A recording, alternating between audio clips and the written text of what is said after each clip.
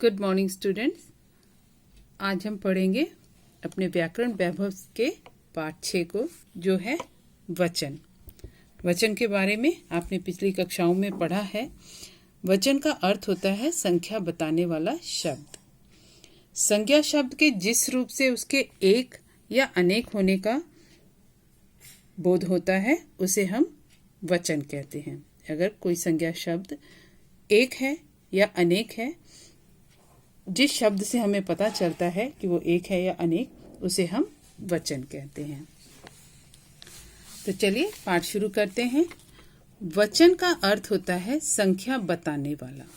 वचन का अर्थ होता है संख्या बताने वाला। वचन संज्ञा का वह रूप है जिससे उसके एक या अनेक होने का बोध होता है। वचन संज्ञा का वह रूप है, वचन के द्वारा ही हमें पता चलता है कि कोई वस्तु या व्यक्ति जो है एक है या अनेक है। ठीक है, यहाँ चित्रों के माध्यम से समझाया गया है। देखो, पहले चित्र में एक गुब्बारा, दूसरे चित्र में दो गुब्बारे, एक अनेक। पहले चित्र में एक झंडा, दूसरे चित्र में 3 झंडे। फिर एक चित्र में एक केला, दूसरे चित्र में 6 केले। एक केला और 6 केले। अब यहाँ पर देखिए, एक लड़की और 4 लड़कियाँ। यहाँ पर संज्ञा शब्द में जब वचन बदलते हैं तो उसमें देखिए एक ही मात्रा लगी है।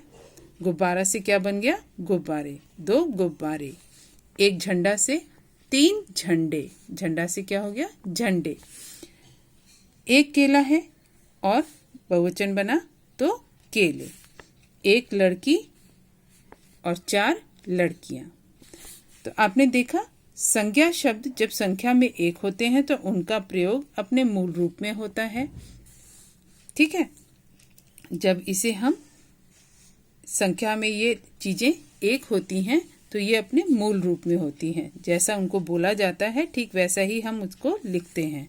और जब वो एक से अधिक होते हैं तो अंत में आए वर्णों में कुछ बदलाव होता है। जब वो एक से ज़्यादा हो जाते हैं तो अंत में वर्ण जो है वो कुछ बदल से जाते हैं। जैसे झंडा से क्या बन गया? झंडे। केला से क्या बन गया? केले। लड़की से क्या बना? लड़कियाँ।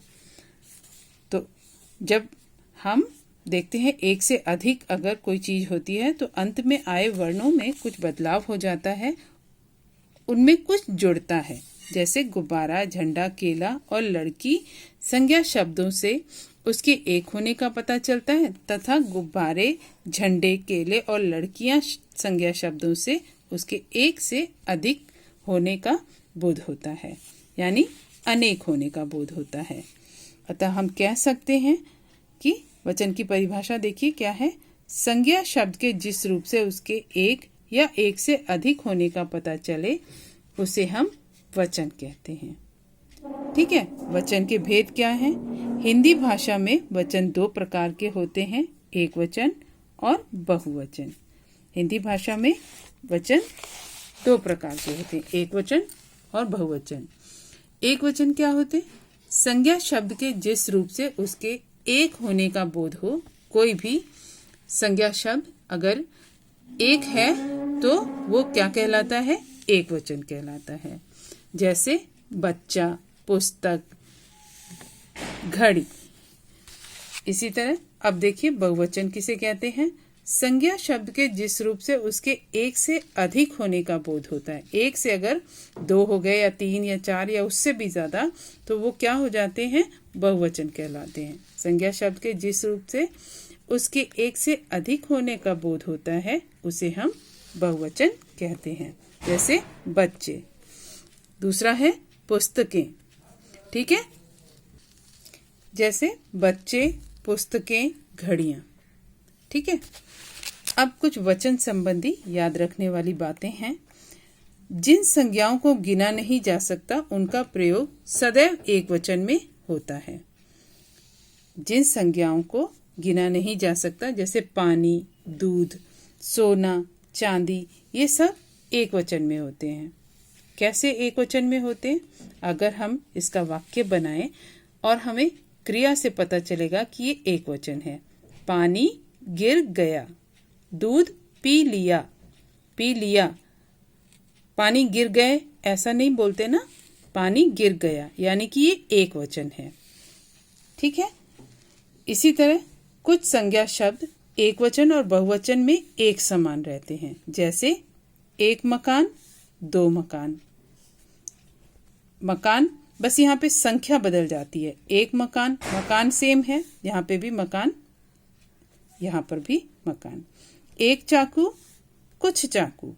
एक पेड़, कई पेड़। ठीक है। कुछ संज्ञा शब्द एक वचन और बहुवचन में एक समान रहते हैं। ये संज्ञा शब्द दोनों में, एक वचन में भी मकान, दूसरे में भी, बहुवचन में भी मकान ही लिखा है, केवल संख्या का अंतर है। ठीक है। इस प्रकार के शब्दों के वचनों की पहचान इनके वाक्य में आए अन्य शब्दों से की जाती है। अब जब हम इनका वाक्य बना देंगे तो हमें समझ में आ जाएगा कि ये एक वचन है या बहुवचन। जो दूसरे जो चीजें हैं जैसे क्रिया, वो बदल जाती है। ये जो होते हैं ना वचन जिसमें संज्ञा शब्द एक वचन और बहुवचन में एक जैसे होते हैं, उनमें जब हम वाक्य बनाते हैं तो दूसरे जो अन्य शब्द होते हैं उनके द्वारा हमें पता चलता है कि वाक्य जो संज्ञा शब्द है वो एक वचन है या बहुवचन। जैसे एक मकान, दो मकान था, तो एक मकान गिरा, दो मकान गिरे। यहाँ ये अंतिम वर्ण बदल गया। एक चाकू खरीदा, दो चाकू खरीदा नहीं लिखा है, लिखा है खरीदे, दो चाकू खरीदे। यहाँ पर भी वर्ण बदल गया। एक पेड़ गिरा, दो पेड़ गिरे। ठीक है ना। तो इस तरह से वाक्य बनाकर हम पता करते हैं कि शब्द एक वचन है या बहुवचन। अब एक बहुत ही याद रखने वाली बात है, आदर देने के लिए एक वचन के स्थान पर हम बहुवचन का प्रयोग करते हैं। ठीक है। जैसे दादी जी पूजा कर रही हैं शब्द बहुवचन है, लेकिन दादी जी तो एक ही है ना, और हम क्या कर रहे हैं, उनको आदर दे रहे हैं, सम्मान दे रहे हैं। तो आदर या सम्मान देने के लिए जब हम एक वचन के स्थान पर बहुवचन का प्रयोग करते हैं तो हम इस तरह से हैं शब्द इस तरह का प्रयोग करते हैं। जैसे दादी जी पूजा कर रही हैं, माताजी मंदिर गई हैं, पिताजी अखबार पढ़ रहे हैं। तो ये सारे शब्द क्या हैं, आदर सम्मान देने वाले शब्द हैं। अब भगत सिंह देशभक्त थे जो शब्द है वो किस में आता है, बहुवचन के लिए प्रयोग में लाया जाता है, लेकिन यहाँ तो एक वचन है। तो एक वचन की जगह हम बहुवचन का प्रयोग कर रहे हैं, कब, जब हमें किसी को आदर या सम्मान देना होता है। ठीक है। आगे देखिए, कुछ संज्ञा शब्द एक होते हुए भी बहुवचन की तरह प्रयोग किए जाते हैं। कुछ एक वचन होते हैं लेकिन हम उनका प्रयोग बहुवचन की तरह करते हैं। दर्शन, प्राण, हस्ताक्षर। मंदिर में भगवान के दर्शन हो गए, दर्शन हो गए, दर्शन हो गया नहीं कहेंगे, दर्शन हो गए बहुवचन है ना, गए शब्द। तो शब्द एक वचन है लेकिन इसका प्रयोग जब हम करते हैं तो बहुवचन में करते हैं। इसी तरह प्राण निकल गए, प्राण निकल गया कोई नहीं कहता, प्राण निकल गए, या प्राण बच गए, प्राण बच गए, ये बहुवचन शब्द होता है लेकिन ये एक वचन है। तो कई ऐसे शब्द होते हैं जो एक वचन में होते हैं लेकिन उनका प्रयोग हमेशा बहुवचन में किया जाता है। हस्ताक्षर, हस्ताक्षर क्या होता है, सिग्नेचर, हस्ताक्षर कर लिए। ठीक।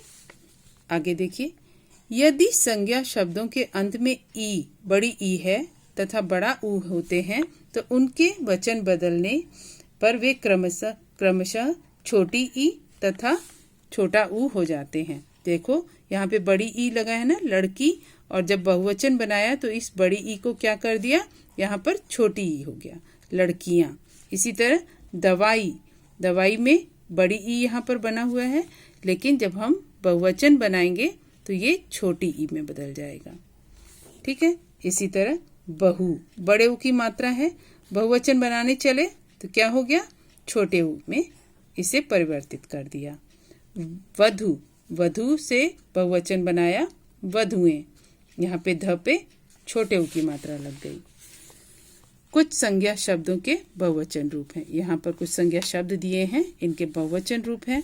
देखिए, पंखा पंखे, बकरा बकरे, लड़का लड़के, कपड़ा कपड़े, बच्चा बच्चे, कमरा कमरे, रात रातें, आँख आँखें, पुस्तक पुस्तकें, भेड़ भेड़ें, भाषा भाषाएं, महिला महिलाएं, मछली मछलियाँ, नदी नदियाँ। देखिए यहाँ पे बड़ी की मात्रा है, जब बहुवचन में बदलेंगे तो छोटी ही बदल जाएगा, छोटी की मात्रा में ये बदल जाएगा। मिठाई मिठाइयाँ, मक्खी मक्खियाँ, गुड़िया गुड़ियाँ, चिड़िया चिड़ियाँ, बिल्ली बिल्लियाँ, बुढ़िया बुढ़ियाँ, पत्ती पत्तियाँ, पंक्ति पंक्तियाँ, छिपकली छिपकलियाँ,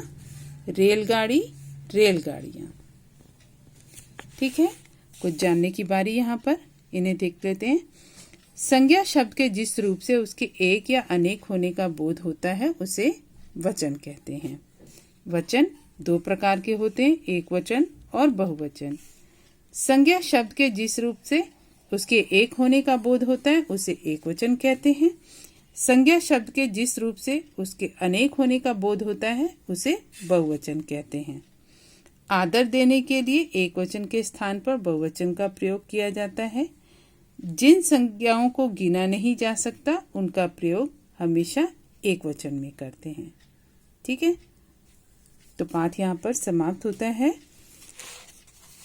अगली वीडियो में हम पाठ से संबंधित ये अभ्यास कार्य करेंगे। तब तक जो भी मैंने पढ़ाया है सही उच्चारण के साथ आप इस पाठ को अच्छे से पढ़ेंगे।